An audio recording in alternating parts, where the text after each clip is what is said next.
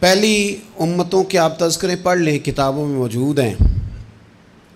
سورہ آراف کو دیکھ لیں، اس میں بہت ساری چیزوں کا تذکرہ کر دیا گیا ہے، اور بھی قرآن مجید کی بے شمار صورتیں ہیں، آپ ان کو دیکھ لیں، اس پر غور کر لیں۔ جب قومیں نہیں مانتی تھی، انکار کرتی تھیں، تو اللہ تبارک و تعالیٰ انہیں تباہ کر دیتا تھا۔ بات نہیں مانی، ختم ہو گئی۔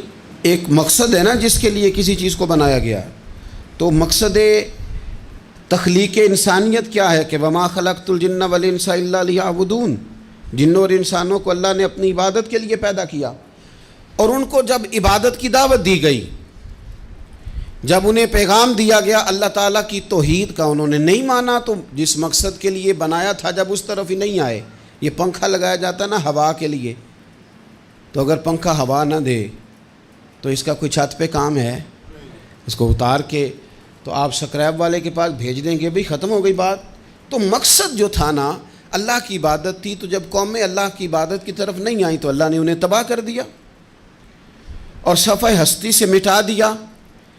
اللہ تعالیٰ کے پیارے محبوب علیہ السلام نے کفار مکہ کو، قریش کو، عالم عرب کو، عالم انسانیت کو دعوت دی، وداعیا الی اللہ باذنہ وسراجا منیرا۔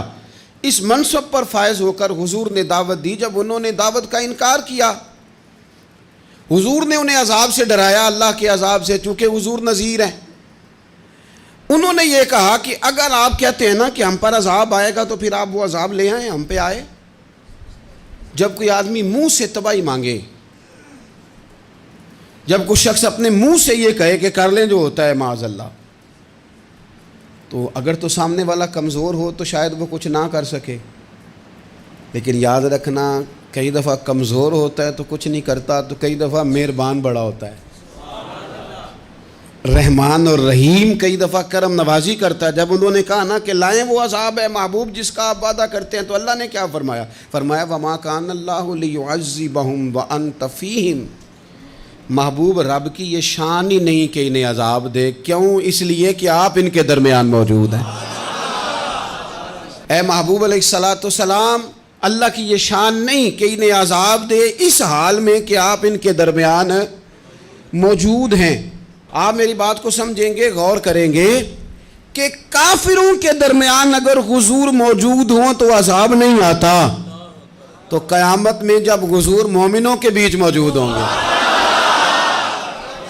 میں جو کہہ لینے دو نا کہ اساں جہاں گناہیاں دا جدوں اعمال نامہ پھرول ہوئے، پھر ذرے ذرے نے سامنے آ جانا ہے، جو جو منہ تھی بولیا بول ہوئے، اساں بھی کول حضور دے بیٹھ رہنا ہے، لکھ عمل ترکڑی تول ہوئے، او دے کولوں بھی رب نے حساب لینا ہے جیڑا بیٹھا ہی محمد دے کول ہو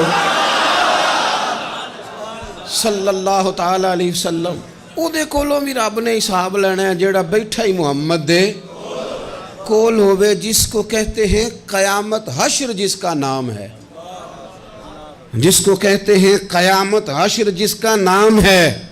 تیرے دیوانوں کے لیے وہ دن تو جشن عام ہے، زیارت ہوگی نا حضور کی، تیرے دیوانوں کے لیے وہ دن تو جشن۔